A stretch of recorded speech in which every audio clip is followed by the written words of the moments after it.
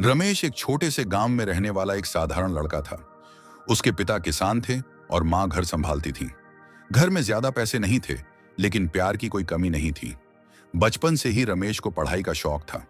जब उसके दोस्त खेतों में खेलते थे, रमेश पेड़ के नीचे बैठकर किताबें पढ़ता रहता था। गांव के लोग कहते थे, इससे कुछ नहीं होगा, किसान का बेटा है, आखिर में खेत ही संभालेगा। लेकिन रमेश को खुद पर भरोसा था। वह जानता था कि उसकी किस्मत किताबों में छुपी है। हर दिन सुबह 4 बजे उठता, पहले अपने पिताजी के साथ खेत में मदद करता, फिर स्कूल जाता। स्कूल से आने के बाद भी रमेश थकता नहीं था। वह अपनी माँ की मदद करता और फिर पढ़ाई में लग जाता। उसका सपना था कि वह एक बड़ा अफसर बने, लेकिन रास्ता आसान नहीं था। 10वीं की परीक्षा आई। रमेश ने दिन रात एक कर दिया। गांव में बिजली नहीं रहती थी, तो वह लालटेन की रोशनी में पढ़ता था। गर्मियों की रातें थीं, मच्छर काटते रहते, लेकिन रमेश का ध्यान सिर्फ किताबों पर था। जब रिजल्ट आया तो रमेश ने पूरे जिले में टॉप किया। अखबारों में उसका नाम छपा। गांव वालों की बातें अब बदलने लगी थीं। लोग कहने लगे, लड़का हो तो रमेश जैसा। लेकिन ये सिर्फ शुरुआत थी। रमेश ने इंटरमीडिएट में दाखिला लिया। स्कूल दूर था, उसे रोज 4 किलोमीटर पैदल चलकर जाना होता था। बारिश हो या धूप, रमेश कभी नहीं रुका। लेकिन अब चुनौती थी पैसों की। कॉलेज की फीस, किताबें, आने जाने का खर्च, सब कुछ मुश्किल हो रहा था। उसने सोचा कि शाम को बच्चों को ट्यूशन पढ़ाकर कुछ पैसे कमाए। वह दिन में पढ़ाई करता और शाम को गांव के बच्चों को पढ़ाता। कुछ ही दिनों में रमेश के पढ़ाने की चर्चा हो गई। लोग अपने बच्चों को उसके पास भेजने लगे। रमेश को अब पढ़ाने में भी मजा आने लगा था, पर उसने अपना लक्ष्य नहीं भूला था। बारी थी अब यूपीएससी की तैयारी की, देश की सबसे कठिन परीक्षा।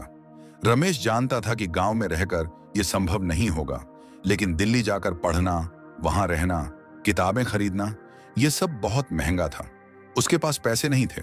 एक दिन रमेश ने अपने पिताजी से कहा, बाबा, मैं दिल्ली जाकर तैयारी करना चाहता हूं। पिताजी ने अपनी पुरानी साइकिल बेची। मां ने अपने सोने की चूड़ियां गिरवी रख दी।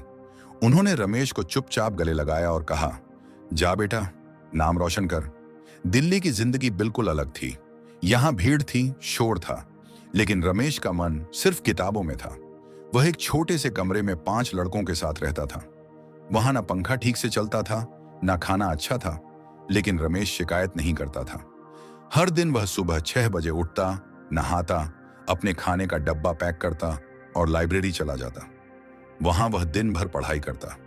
वह थकता नहीं था, क्योंकि उसे अपने सपने याद थे। वह पल जब मां की आंखों में आंसू थे, जब पिता ने चुपचाप अपनी साइकिल बेची थी। रमेश की तैयारी बहुत ईमानदारी से चल रही थी, लेकिन परीक्षा में पहली बार में वह फेल हो गया। वह टूट गया। रात भर सो नहीं पाया। उसे लगा, क्या वह अपने माँ बाबा का सपना तोड़ रहा है? पर तभी उसने माँ की वो बात याद की, हार कर बैठना नहीं बेटा, गिरकर जो उठे वही असली विजेता होता है। रमेश ने दोबारा तैयारी शुरू की, इस बार और मेहनत से। अब वह पहले से ज्यादा अनुशासन में रहने लगा। मोबाइल नहीं, सोशल मीडिया नहीं, सिर्फ किताबें और नोट्स। वो दिन भी आया जब दोबारा परीक्षा हुई। रिजल्ट आने का दिन था। रमेश बहुत नर्वस था। उसने कंप्यूटर ऑन किया, रोल नंबर डाला और एंटर दबाया। स्क्रीन पर लिखा था, congratulations, you are selected for IAS. Ramesh की आंखों में आंसू आ गए। वो चिल्लाया, माँ, मैं अफसर बन गया। फोन उठाया और माँ को कॉल किया। माँ की आवाज आई, बेटा, तू हमारा अभिमान है।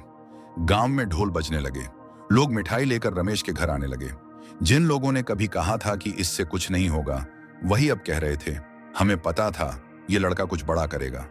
रमेश अब एक आईएएस अधिकारी बन चुका था, लेकिन उसने गांव को नहीं भुलाया। उसने गांव में एक नई लाइब्रेरी बनवाई, स्कूल को स्मार्ट क्लास में बदला और बच्चों को स्कॉलरशिप दिलवाने का प्रोग्राम शुरू किया।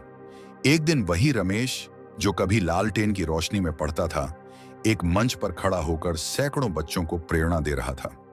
उसने माइक उठाया और कहा, अगर आप में हिम्मत है तो दुनिया की कोई ताकत आपको रोक नहीं सकती।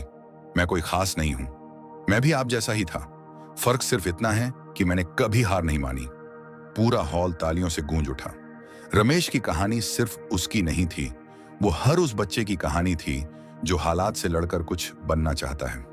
और ये कहानी यहीं खत्म नहीं होती, क्योंकि कहीं ना कहीं, किसी कोने में आज भी कोई रमेश किताबों के पन्ने पलट रहा है, सपनों की उड़ान भरने के लिए।